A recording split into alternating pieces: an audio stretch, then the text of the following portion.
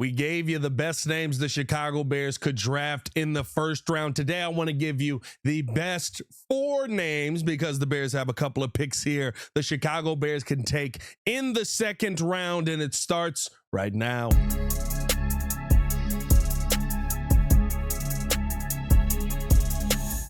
Now, if you are new to the channel, please hit that like button. Please hit the subscribe button. We do talk Chicago sports daily on this channel. Only channel talk Chicago sports, how Chicago talk. So make sure that you stay in tune with us, man. Big shout out to you guys for tuning in and showing love. If you didn't check out the round 1 video, make sure that you check that out after tuning in to this one. It will be linked at the end of the video and of course in the comments below. And let us know anybody that you feel the Chicago Bears should take in the second round, and drop a bird on as well. Let's jump into this because I think there's a lot of good names here for the Bears to improve their team in this second round. I think that there are some guys that make impacts in different ways, and the Bears have an opportunity to get a couple of these players. Now, with one of these guys, right, you might need to move up a little bit, and so maybe that calls for packaging a couple of picks together to get a little higher into the second round, but we'll get to that when we get to that. Number 1 on my list, I think you got to go with a Traden Stokes. We've talked about him a ton here in the mock drafts that we've done on the Windy City Breeze. I think that Traden Stokes probably ends up being a safety, but when you talk about pairing him up with Kobe Bryant on this team, I think that you're starting to find some answers in that defensive backfield. If you care about the 5th grades, here's what I'll tell you. You know, I'll give you the numbers, as I always say. Pair it up with the tape if you're new here. Maybe you haven't heard me say that before. Overall grade on PFF, 90.1, coverage grade of 90.4, pass rush grade of 84.3, run defense grade of 72.5. Now, here's what stands out to me when you watch this young man's tape. I mean, you're talking about a player here who, to me, still reads and reacts very similar to what a cornerback would. And if you put him at the safety position, he could do a lot of what you saw Kobe Bryant do last year, where sees what the quarterback does, reacts based off of that. It's all in an instant, finds his way to the ball. I think the instincts are the one thing that continues to stand out. On top of that, you got rid of a guy in Jaquan Brisker, who the biggest attribute that you can give Brisk is how physical he was with some of these guys. To me, that is a strength of Traden Stokes as well. I think he disrupts timing on routes really well. If you want to play him at that cornerback position, he's comfortable in press coverage. But for me, I'm looking at him more as a safety. He's willing to come down and lay a little bit of lumber on a guy, right? To me, I think that you are talking about a player who exemplifies everything that you want to see in a Dennis Allen defense, because you've got 6'2" as far as size, 200 pounds, and ladies and gentlemen, a 4.3 40. If you can come away with a player like this who has the instincts that he does, who plays the way in a manner where, you know, I want to find guys. 4.3 is great, and I think that, you know, when you list the 40 times and things like that, you get excited about that.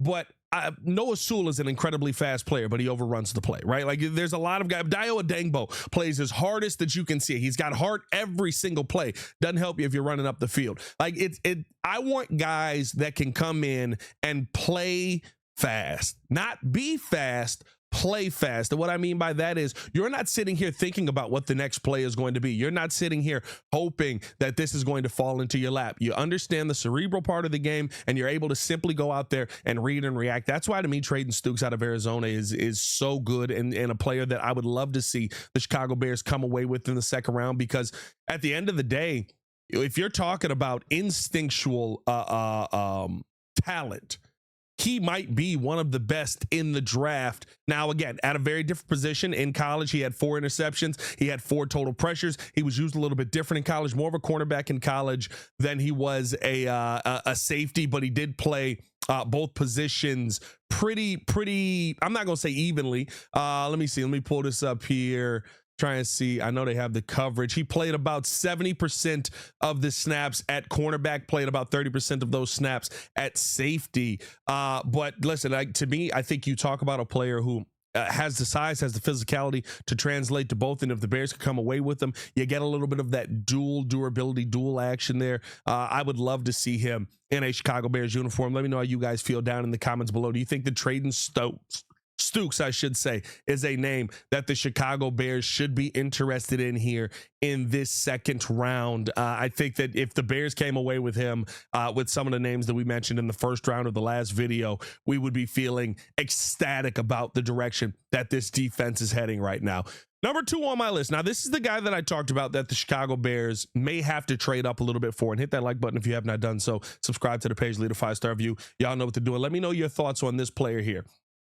Because when I talk about an Armason Thomas out of Oklahoma, I know that he's going to go a little bit higher in the draft, which means you may have to move some draft capital around to try and get to that spot. But I don't think that it's going to be you trying to trade up to the top of the second round. I think if Armason Thomas does make it out of that first round, you could talk about him falling a little bit there, because a lot of those teams that are going to be focused on edge rusher are going to have already had their guy with the run that I believe is going to be there at the end of the first round. And to me, when you look at a player like Armason Thomas, I think he's somebody that you have to ask yourself, is this one of the highest ceiling players, maybe kind of that you don't have to worry about as much in this second round, right? Like I look at him, and to me, I see a guy who consistently competitive, has elite burst off of the line, has high the bend that he can show, right? Remember, everybody was looking at that Ruben, I think it was Ruben Bain Jr. showing that bend on Twitter.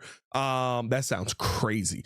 Ruben Bain Jr. showing his bend around the edge on Twitter. I think Armason Thomas can show some of those similar things. Now, he's still developing as far as a pass rusher, but you talk about a guy who his motor never dies. I think that is an Armason Thomas. Now, the question is that going to work for a Dennis Allen system here?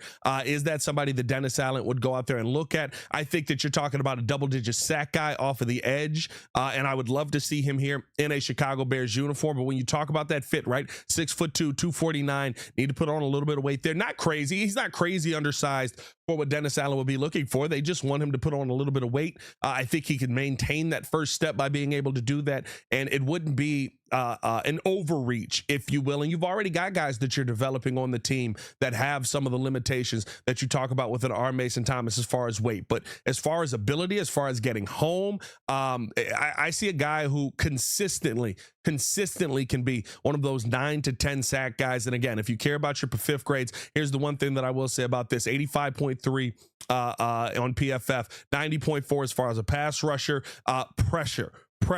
Pressure. That's the biggest thing, right? As much as I think the sack numbers will be there, the pressure numbers, I can tell you, will be there. He's somebody who always finds his way around the quarterback, who always finds his way to move the quarterback off his spot. I love that. And on top of those pressure numbers, I think that you look at a guy in the run game where sets the edge fine for his size. Now, again, you're going to be going against different level talent there, but he uses his speed to force running backs to have to cut back. He uses his speed to force running backs to get to that outside edge. Like, I think he does a really good job of doing those things. And I don't have some of those same concerns that I mentioned about Zion Young, where you're talking about him getting stuck nearly as much. Armason Thomas is somebody that if the Bears took him in the first round, I wouldn't be upset by it, right? Like, he'd be somebody that I would really look at, but I do think that he probably ends up falling to the second round here. Just because of, some of the names that are going in the first round. And with that, if you could find a way to get to him in the second round, if you could find a way to probably, let's say you trade a second and a fifth to trade up in this draft to go get him, I would not be mad at that at all, especially if it's the second of your second round picks. Excuse me. That DJ Moore pick, right, where you're moving on from a piece you already had, but you're moving up to go gain something that you feel is going to help you off of the edge. Now, again, it would depend on what you did in the first round here, but if you came away with Armason Thomas in this second round, sweet Jesus, you're getting some things done here. And I'd be very excited to see how this defensive line is going to build out. And I think you could have some confidence at a minimum that you do have a Montez Sweat replacement over the next couple of years. And if you're getting that in the second round, you feel confident about that, right? Because while Montez was fine last year, 10.5 sacks, right? You want those pressure numbers to be higher. You want you want him to be around the quarterback a heck of a lot more. Armason Thomas, I feel like, gives you that and can give you some of that pass rush ceiling that we have seen with the Montez Sweat in the building. Let me know how you guys feel about him down in the comments below as well. Now, this is a guy coming up next here, this third one, who I think fits the conversation a little bit better for Dennis Allen's defense, but I would say that he is someone that you look at and you say, I can throw him over there. I don't have to worry about him. I would probably say the ceiling is not as high, but the floor is not low in the slightest, right? So you've got a little bit lower of a margin there, but you've got a guy who can find his way to get home, who can set the edge very, very well. And I am talking about a Dani Dennis-Sutton on this one. To me, 6'5", 265 pounds, a power edge, a guy that uses that strength in the right way. He's already built like an NFL defensive end. I think he's very good at the point of attack. I think in the run defense, he holds up tackles and tight ends extremely well. Dare I say, if you're talking about a player that is NFL ready, that is Dani Dennis-Sutton. Now, we're not talking about the ceiling being through the roof, though, for me, when I talk about Dani Dennis-Sutton. I think that we're talking about him being somebody who probably is who he is right now, and you would feel fine about that moving forward. As far as what he had last season, 6 sacks, had 26 solo tackles, had a bunch of pressure, had 2 forced fumbles. I thought he had a real good nose for the ball and finding his way to be around it. I would expect him to probably be that guy at the NFL level, maybe a little more than 6 sacks, just because you're hoping that the Bears are going to be able to build an entire defensive line here that makes his life a little bit easier than what he had at Penn State there. But to me, when I see a Dani Dennis-Sutton here, I feel comfortable saying he's probably your starting edge starting the season there. 79 PFF grade, 79.3 pass rush grade, 77.1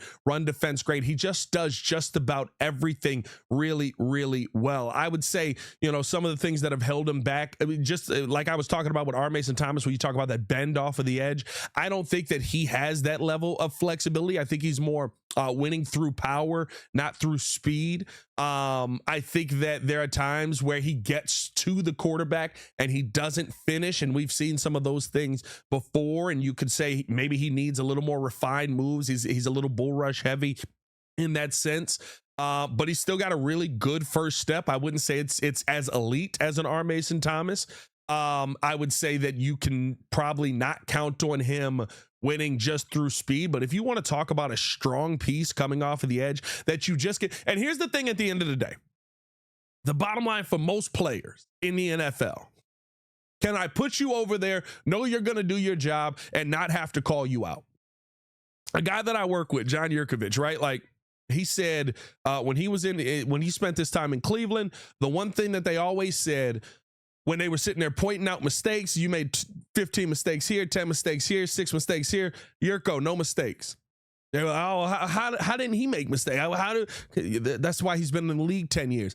Dani Dennis-Sutton will be in the NFL 10 plus years. He will be somebody you don't have to worry about. He will be somebody that Bears fans love because he will do his job, and he will do his job well. There will be seasons where we say that he is elite. There will be seasons where we say that he is fine, and we will never have to worry about him, and you'll pay him every time his contract comes around because he will be somebody that you can trust.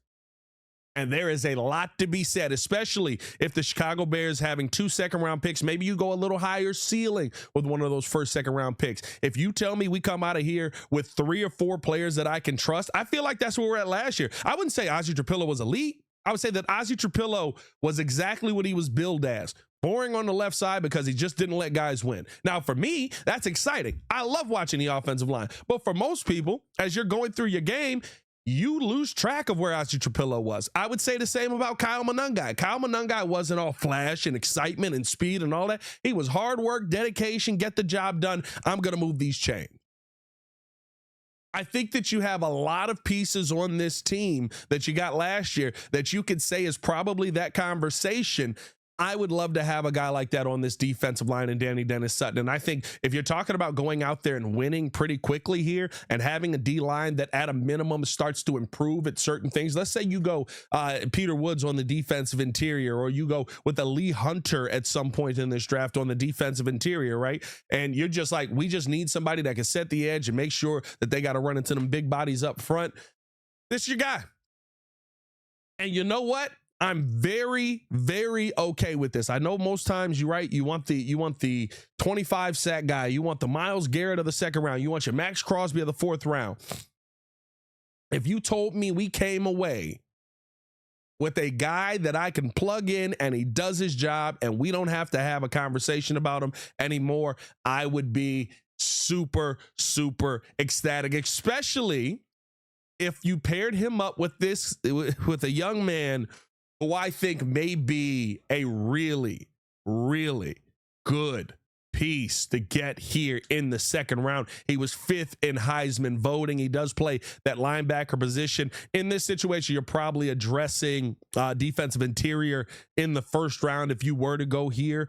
But to me, when I talk about a young man that just plays the game the right way, consistently plays the game the right way, plays off of instinct, plays with a high motor, gets the job done, you can't be talking about anybody else other than Jacob Rodriguez. Let me know how you guys feel about all the names that we have listed here. This is our final name for this video, and man, Jacob Rodriguez is an absolute stud out of Texas Tech here.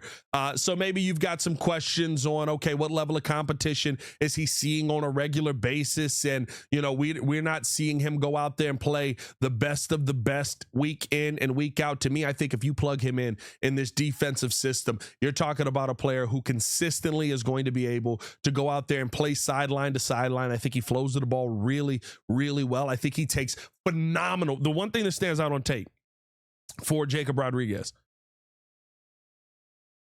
some of the best pursuit angles that are in this draft. He finds a way to always take the right angle. And he finds a way to always be around the ball. And very similar to what I talked about with Traden Stokes, like, I think you need to go defensive line. I fix the trenches. But if you told me you came away in the second round with Traden Stokes and Jacob Rodriguez, I would assume that you took a defensive lineman in the first round that you feel really, really confident about, and that you want a defense that is going to be very intelligent. When you talk about somebody diagnosing the play, I mean, Jacob Rodriguez dang near knows what the play is before the rest of the offense knows what the play is. Very Jack Sanborn-like, but brings a little bit more speed, brings a little bit more energy to that, and I think he would be perfect opposite Devin Bush over here. I think he reacts without hesitation. He's got great awareness in zone coverage, and he is everything that you wanted Noah Sewell to be, except he goes out there and makes the play. High motor, nonstop energy. I think he's somebody who is a tone setter as well. Doesn't mind towing that line of, hey, you come across this middle, we gonna let you know that it is not safe to come across this middle. I think he's somebody who has really good, like I said, a high motor player, nonstop energy. But the reliability in the tackling game, how much of last season is an issue for us because we couldn't tackle the quarterback, or we couldn't tackle the wide receiver over the middle, or we couldn't tackle the running back who's running right up the middle, right? Like, how much of it was that? I would love to see a Jacob Rodriguez on this defense, because to me, I think that you're talking about a player who goes out there and, yet again, very similar, Dani Dennis-Sutton, does his job well.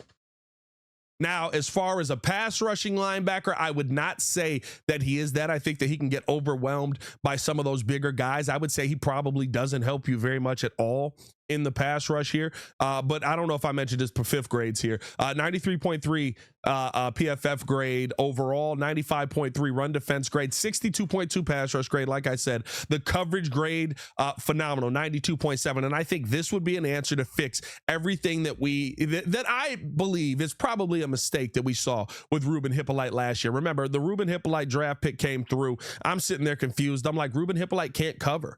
Like, I don't know what we're talking about with all of this. Yes, he's fast and he uses his speed well, and hopefully they can develop him, but he can't cover. Jacob Rodriguez in coverage is phenomenal, and it's one of the best places that you can put him. I think that, you know, again, you talk about him playing next to Devin Bush already bringing that speed. In man coverage, I would say, now this is where it does get a little, a little tougher here. I would say he is solid, not elite, and that may be where the DA fit might not be perfect there.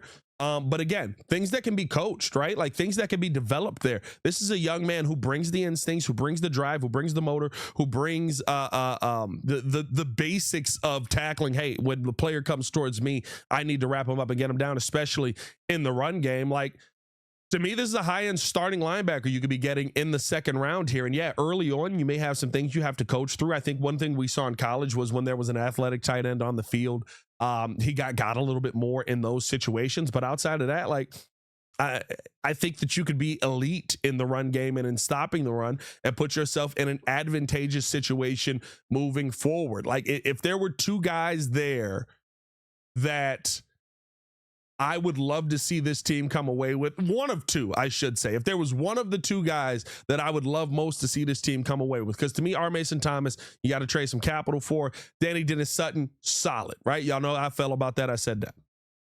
But if you talk about high upside, Traden Stokes, you want a dog at safety, right? You want to replace that Brisker.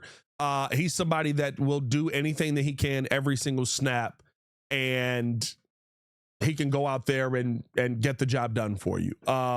Jacob Rodriguez, cerebral. He's cleaning everything up on the field. I would say probably not flashy, right? If you're looking for that guy that is flashy, you would have that player in Devin Bush, right? The speed, the flash, the ability to get sideline to sideline with elite quickness, I should say, right? But he's a player that I think in a couple of years, if we started to rely on building with Jacob Rodriguez, you would feel a hole in your defense if he wasn't out there. Very similar. You know what? Maybe a little crazy to say here because of the affinity that I have for the player. But if at all you are a Bears fan that feels like TJ Edwards is starting to kind of take that turn down, this is the guy that comes in and replaces TJ Edwards perfectly. This is the guy that comes in and, to me, replaces TJ Edwards and gives you that assurance that he's going to be able to go out there and get the job done. Let me know how you guys feel about the four names that I mentioned here in the comments below. I think these are four great names that the Chicago Bears could come away with in the second round. Let me know any names that you have in the second round that you feel would be elite names for the Chicago Bears moving forward. As always, man, hit that like button, subscribe to the page, leave a 5-star review. Y'all know what to do. More content coming out on the channel today. We're going to be dropping a ton, and we're going to be doing this for every round all the way up to the draft. We'll be doing the third round tomorrow, so make sure that you tapped in with the channel tomorrow as well. And, of course, we'll be live with the boys in studio tomorrow as well. As always, man, it's your boy, Pat the Designer, back at it again. Y'all stay safe out there, Chicago. Bear down. One love. Peace.